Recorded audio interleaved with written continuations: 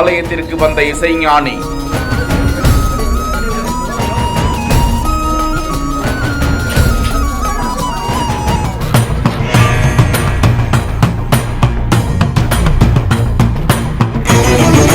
கும்பகோணம் அருகே உள்ள திருநாகேஸ்வரம் நாகநாத சுவாமி ஆலயத்தில் இன்றைய தினம் ராகு பகவான் தனது 2 மனைவியார்களுடன் மங்கள ராகுவாக பக்தர்களுக்கு காட்சியளித்தார். அவ்வாலயத்திற்கு ஏராளமான பக்தர்கள் வருகை தந்த நிலையில் இசைஞானி இளையராஜா அக்கோவிலுக்கு வருகை தந்து சுவாமியை தரிசித்து வர கோவில் நிர்வாகம் சார்பாக அவருக்கு மரியாதை செய்யப்பட்டது. கோவிலில் இருந்து புறப்பட்டு சென்ற அவரை தொடர்ந்து சென்ற செய்தியாளர்கள் பேட்டி கேட்க இளையராஜா மறுத்து சென்ற காட்சி வெளியாகியிருக்கிறது.